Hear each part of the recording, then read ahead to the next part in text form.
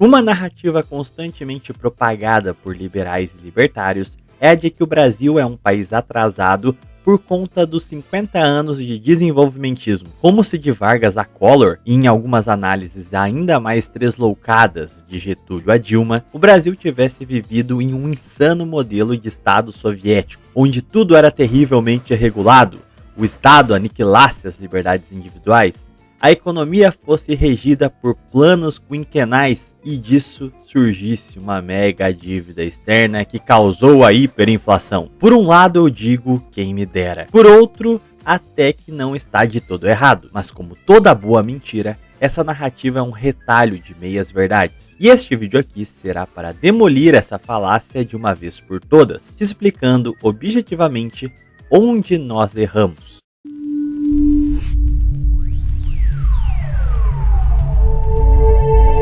Em 1930, Vargas assume o poder através de uma revolução que despeja a elite oligárquica cafeeira do poder, ou mais ou menos isso, pois suas primeiras políticas no governo provisório foram tentar salvar os cafeicultores da inevitável quebra causada pela crise de 29, que fez evaporar a demanda pelo café nos mercados compradores. Da política protecionista ao café, acabou-se por favorecer uma nascente indústria nacional, que visava internalizar o comércio. Inclusive, temos um vídeo só sobre esse tema aqui no canal, então não vou me aprofundar em detalhes desse processo. Fato é que junto dessa industrialização, vinha também a preocupação com as forças armadas. A década de 30 foi marcada por um forte temor de novos conflitos, seja entre as grandes nações, se especulando ataques americanos, ingleses e alemães ao Brasil, como também uma ofensiva argentina, uma vez que Los Hermanos ainda contestavam a hegemonia política brasileira na América do Sul. Começava um longo projeto de reequipar e modernizar as forças armadas, e a tarefa era difícil, pois os recursos eram escassos e a herança da República Velha foi um completo sucateamento do exército. E quando eu digo que era um completo sucateamento, é da forma mais literal possível. Para se ter uma noção, a Força Pública de São Paulo era mais poderosa e bem equipada do que o Exército. Eis os dois projetos que passaram a se entrelaçar, a industrialização e a modernização das Forças Armadas. Em um cenário recheado de protecionismos por todas as nações, era inviável cogitar manter dependências com outras nações para garantir a defesa de seu país. Então os militares viam com bons olhos o processo de internalização da economia com a indústria para se criar cadeias de suprimento e produção no próprio país. Mas chegava-se num impasse. Era necessário implementar a siderurgia pesada, pois sem ela, a industrialização ficava restringida, dependente da importação de matérias-primas, que se fosse paralisada por um novo conflito ou por sanções, tudo ruiria. Os impasses à grande siderurgia se encontravam na falta de capitais e a tecnologia necessária. Para o reaparelhamento das Forças Armadas, o Brasil estreitou laços com a Alemanha, sendo a maior parte de seus equipamentos oriundos de lá, atraindo mesmo indústrias alemãs para projetos de desenvolvimento industrial. Tal aproximação possibilitou conversações sobre o financiamento alemão à siderurgia nacional. O Terceiro Reich tinha suas próprias prioridades, se levantavam economicamente, mas seus objetivos eram outros. Então, paralelamente, Oswaldo Aranha tentava negociar empréstimos com os americanos, mas os montantes eram insuficientes e, gradualmente, as negociações esfriavam, com os diplomatas brasileiros sendo relegados a segundo plano e as urgências estadunidenses sendo outras. Desse contexto, podemos tirar algumas conclusões. Primeiro, o governo buscava uma industrialização veloz. Getúlio percebeu que a implementação da grande siderurgia com capital nacional levaria décadas e isso atrasaria o processo industrial. Segundo, Vargas não era avesso à contração de dívidas desde que fosse sua última opção e em condições favoráveis. Terceiro, Vargas era pragmático, colocando o Brasil em uma zona de ambiguidade político-ideológica, tendendo a quem favorecesse o cumprimento das metas desejadas. Com o estouro da Segunda Guerra Mundial e as negociações com os Estados Unidos sendo paralisadas, com os americanos colocando os empréstimos para a construção da siderurgia nacional em uma posição de pouca urgência, Vargas deu seu passo mais arriscado. Em 11 de junho de 1940, em pleno triunfo da máquina de guerra alemã, discursou no encouraçado Minas Gerais no aniversário de vitória da Batalha de Riachuelo.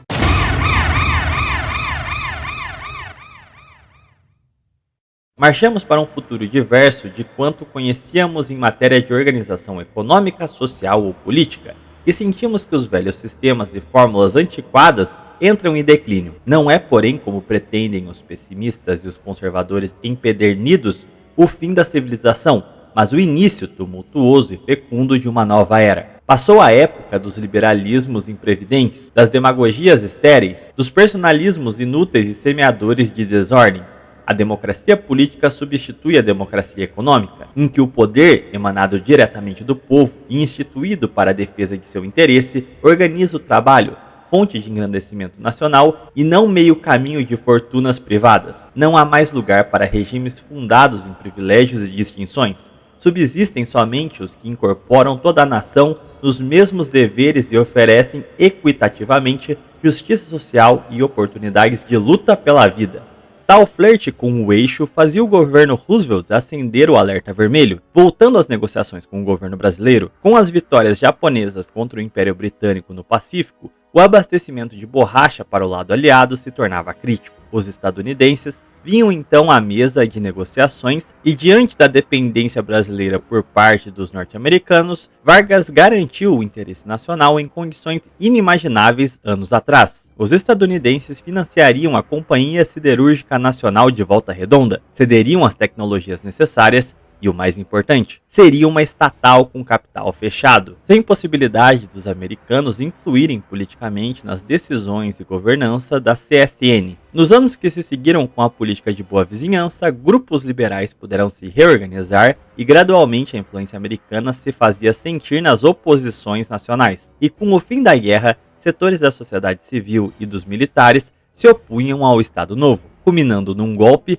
que derruba o Estado corporativo e impede que Vargas pudesse concorrer democraticamente nas eleições de 1945. Na contramão do que as narrativas dizem sobre o desenvolvimentismo, ao invés de dívidas exorbitantes e ineficiência, Vargas entrega o país com uma economia muito mais complexa, com uma dívida em patamares historicamente baixos, o câmbio estabilizado e vastas reservas que haviam sido meticulosamente guardadas para o investimento no setor petroquímico. Dutra, uma vez eleito e em alianças com setores liberais, operou liberalizações de mercado, permitindo a entrada de capitais estrangeiros para o financiamento da mídia e de empresas concessionárias, sendo facilitada também a importação de bens de consumo, que até então eram dificultadas para a proteção do mercado nacional. O resultado foi o esvaziamento das relativas vultosas divisas herdadas de Vargas, o desmantelamento do câmbio e o enfraquecimento das indústrias nacionais. Toda a economia feita para compras de bens de produção havia sido esgarçada com compras de bens de consumo de toda a ordem de luxúrias. Vargas retorna ao poder pelo voto em 1950. O objetivo seria retomar seu projeto de desenvolvimento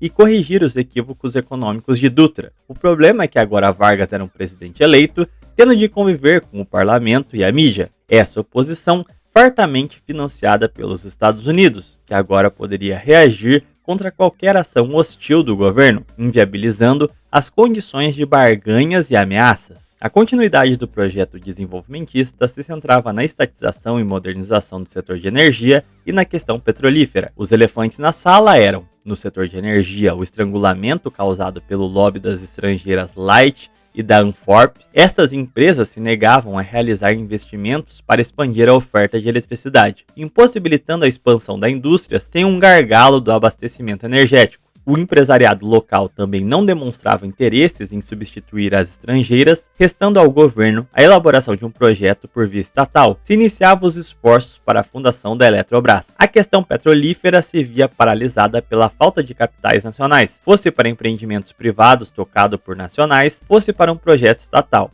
A oposição, financiada pelos cartéis do petróleo representados pela Shell e pela Exxon, financiavam a grande imprensa para ocultar as mobilizações da campanha do Petróleo é Nosso e faziam ecoar entre economistas e meios falantes as vantagens da concessão do ramo às gigantes internacionais. Durante a gestão Truman, vigorou a política de auxílio econômico aos países aliados para que seu desenvolvimento através do capitalismo evitasse a propagação do comunismo. Vargas via a possibilidade de uma negociação através da retórica anticomunista e a necessidade de desenvolver o país para que as massas não fossem seduzidas pelo conto da sereia de Moscou. Getúlio assumia seu segundo governo em meio à Guerra das Coreias, o que parecia ser um prelúdio do início de um novo conflito mundial, tomando duas decisões. A primeira é de fazer vastos estoques de matéria-prima para que, em caso de uma paralisação do comércio mundial, as indústrias não ficassem sem matérias-primas, tendo um forte impacto sobre as reservas, que já se viam depauperadas pelo governo Dutra. E, em segundo ponto, buscando a mesa de negociações com os Estados Unidos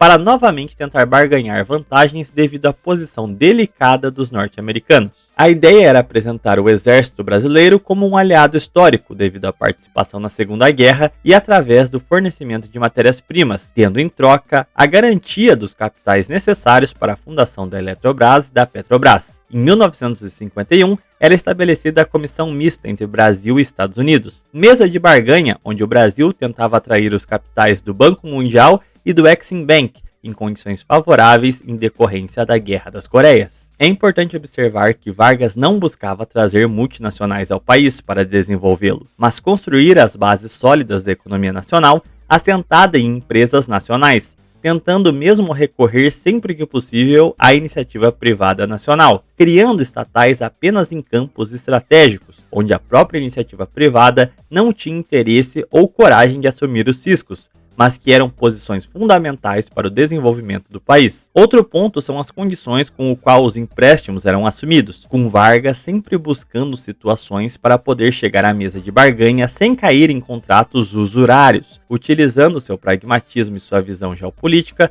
como forma de tirar o máximo de vantagens dos empréstimos, evitando que essa contração viesse a comprometer o país a longo prazo, isso é, são contrações de dívidas em termos responsáveis e de modo a favorecer o país e não torná-lo um escravo. A tragédia do governo Vargas foi o fato da guerra coreana ter desescalado, não só causando uma crise cambial, como dificultando a posição brasileira de pressionar os americanos a financiar o projeto brasileiro em condições favoráveis. Os financiamentos foram minguados e grande parte desse capital fora voltado a abastecer suas filiais, como a Light e a Anforp. Sendo assim, esse capital não colaboravam com as intenções desenvolvimentistas. Não era um financiamento real ao país. Com a eleição de Eisenhower em 53, a comissão mista foi fechada e a política externa americana passa a adotar posições agressivas. Ao invés de financiar países aliados, o foco seria reprimir diretamente o comunismo e só adentrar outras nações com o capital americano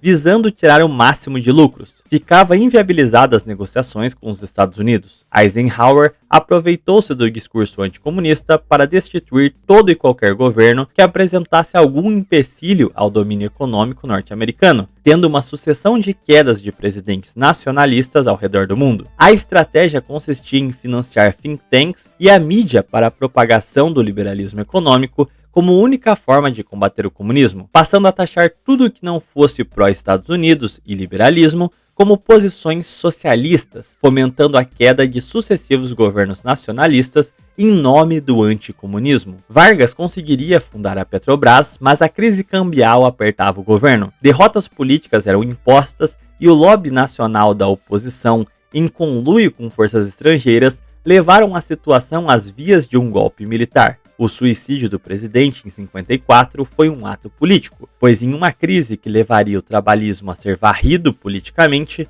garantiu com o seu martírio que suas agendas fossem vistas como legítimas, colocando seus adversários em uma posição pública constrangedora, instituindo um status quo quanto às questões relativas à necessidade da ação estatal para desenvolver o país, conseguindo asfixiar os discursos liberais mais radicalizados. Apesar dessa vitória política, o cenário ainda se via dominado pela influência externa. A oposição precisou amenizar o tom do discurso, mas a conjuntura das forças ainda conseguiram pressionar os líderes políticos a criarem laços umbilicais com o capital internacional. JK seria eleito com o apoio dos trabalhistas, preservando a visão modernizadora do país, mas apesar de preservar a estética do discurso sobre a necessidade do desenvolvimento nacional, deu ênfase na questão da velocidade desse desenvolvimento para então render o país às teses do desenvolvimento dependente, isso é, tudo aquilo que Vargas tentava evitar quando criava condições para salvaguardar empresas e o mercado nacional e não endividar o país. JK atrairia diversas multinacionais que dominariam o mercado nacional, não permitindo a ascensão de empresas nacionais nesses ramos. Talvez o caso mais marcante tenha sido o automobilístico. As condições das contrações de dívidas não respeitavam os rígidos critérios do modelo varguista, fazendo o país se endividar em um ritmo acelerado e sem seguridade sobre as taxas de juros. Na prática, a economia nacional ficou completamente amarrada aos centros financeiros ocidentais. Por trás de toda a cara de modernização estava um mercado dominado por multinacionais e uma economia totalmente dependente de aportes internacionais. Herança essa continuada pelos militares, e aí está onde tudo deu errado, pois décadas à frente, quando estoura a crise do petróleo e na sequência surge o neoliberalismo com seu discurso de globalização e financiarização, a ruína desse desenvolvimentismo dependente nos jogou nas mãos da terapia de choque do liberalismo. Em suma, não. O Brasil não viveu de Getúlio a Dilma em uma economia estatista de mais do mesmo. Profundas mudanças se operaram e desde a morte de Vargas em 54, o poder estrangeiro gradualmente foi se apossando mais e mais do Brasil, até nossa posição atual, um país desindustrializado, sem perspectivas e sendo enxurrado por propagandas ideológicas pró-mercado internacional, que é justamente o que nos levou para este buraco. Eu me chamo Thiago Araújo e se você gostou desse vídeo, vou pedir para que você se inscreva no canal,